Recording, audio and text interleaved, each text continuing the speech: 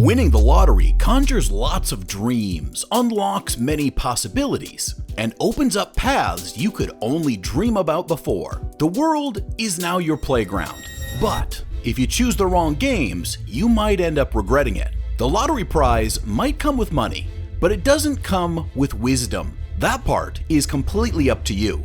So let this video serve as a cautionary tale so you don't follow these dumb steps when you become a millionaire. Alright? So sit back and relax as we review the worst ways lottery winners blow their cash.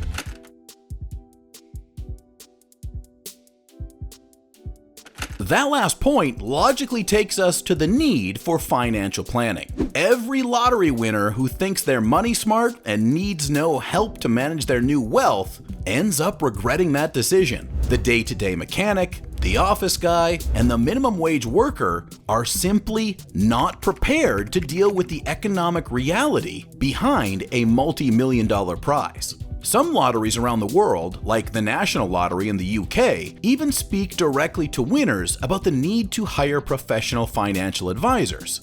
But, sadly, many winners dismiss that advice and live to regret it. Bad decisions, mistaken investments, lack of saving capabilities, and wasteful habits can all be avoided if a financial expert comes right away into play. Lara and Roger Griffins would have been better off accepting these proven realities. Their marriage ended in divorce after they won a $2.2 million jackpot in 2005. That's almost $3.4 million adjusted for inflation. They just decided to leave behind their careers as an IT manager and a teacher and buy a large luxury barn conversion in North Yorkshire, which cost over $1 million. They also spent hundreds of thousands of dollars to purchase a beauty salon, enrolled their daughter in an expensive private school, and started pursuing the high life, blowing money on exotic cars and a costly new house. Roger even casually blew $25,000 on financing the recording of a rock album with his old band. When the 2008 real estate bubble burst, their careless investments backfired big time. The value of their properties plummeted, and ironically, Lara ended up working as an employee of the salon she once owned, just to make ends meet. They squandered the totality of their fortune and were left with less than $10 in the bank.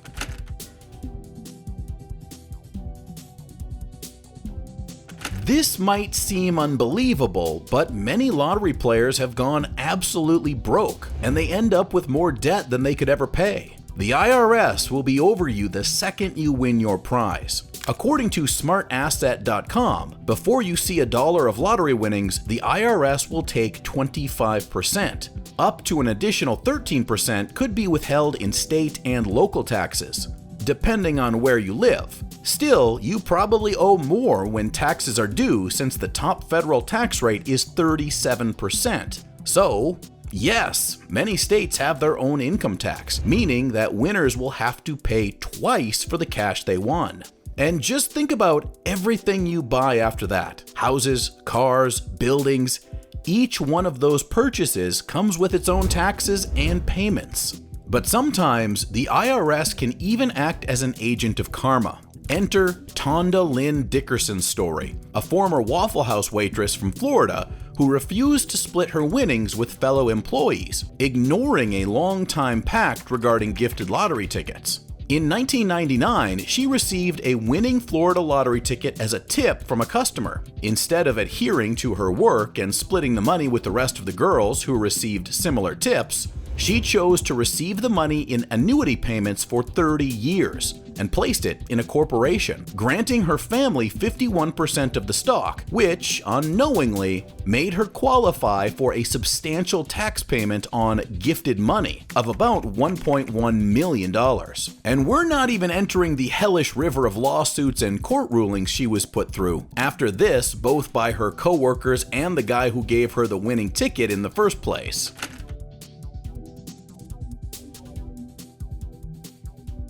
It's only natural that people aim to help the people who are closer to them. And if you're like the 2002's Powerball winner Jack Whittaker, this might be your cautionary tale. Whittaker, a West Virginia construction worker, received a $314 million jackpot. That's $533 million in today's money. becoming the biggest lottery prize in history at the time.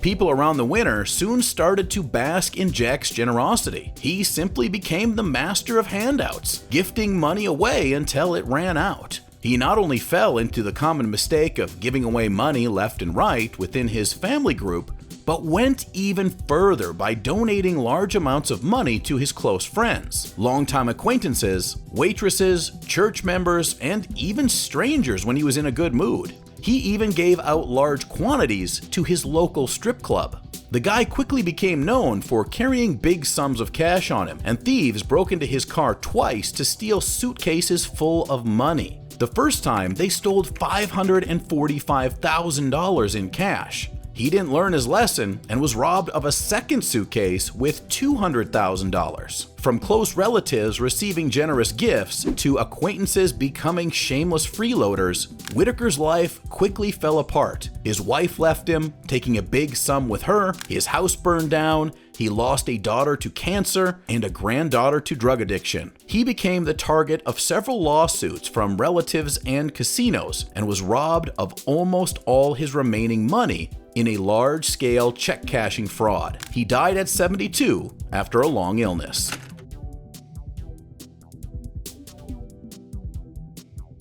We saw how the majority of people would love to share their sudden winnings with their family and close friends, but the most altruistic ones even start donating to their favorite causes. That's precisely the case with Janet Lee, a humble Korean-born wig maker who received $18 million, $38 million adjusted for inflation, from the Missouri State Lottery in 1993. She became an instant philanthropist and donated millions to different charities, bankrolled the Democrat Party, and instead of using her money to acquire things, she made the incredibly strange decision to buy everything on credit. Just 8 years later, she was filing for bankruptcy and owing the surreal amount of $2.5 million to different banks and creditors.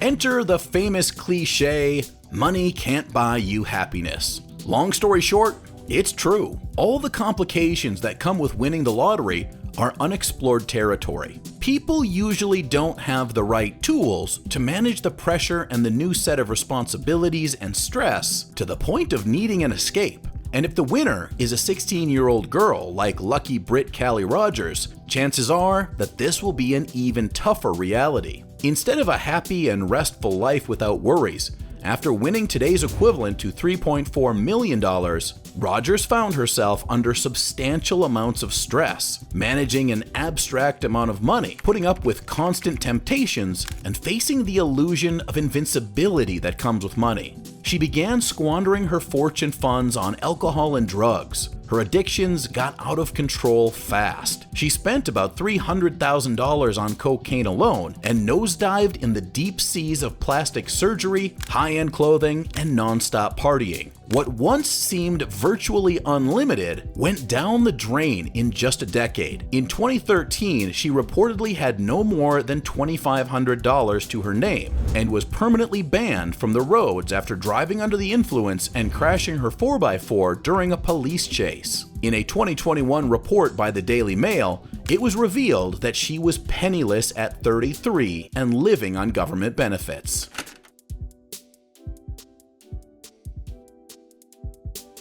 It is also very common for lottery winners to find themselves entangled in a dark web of gambling addiction. Let's take the case of Brooklyn-born lottery winner Lou Eisenberg, who, on a Friday the 13th in 1981, won $5 million, or almost $17 million in today's money if you adjust for inflation. After receiving his prize, which was the largest lottery payout at the time, Eisenberg went down a spiral of gambling addiction, visiting casinos every weekend, hoping to multiply his money. This might seem counterintuitive since he had already won millions and didn't need to gamble for more, but for many, that is exactly the problem. Having won recently, they still feel all the thrill and the rush of winning, and they desperately look to replicate it. Lou's brain, just like many others, developed this insatiable need to recreate the dopamine high associated with the original win. And as luck didn't keep smiling at him, His fortune rapidly depleted, frequenting casinos and placing high-stake bets through bookers until he ended up living in a mobile home and struggling to pay off his ex-wife's alimony. Wealth alone cannot guarantee happiness or success. If you win the lottery, you need to think about a lot of things besides just the money, starting with your mindset and not losing track of the actual value of money. Both these things are very hard to do if you don't surround yourself with the right type of people. And sadly, if you have lots and lots of money, you will be put to the test in this regard. Honey may attract bees, but it also attracts a lot of unwanted parasites and unwanted plagues. So you need to be ready and become disciplined. Or, just squander it all until you're penniless again.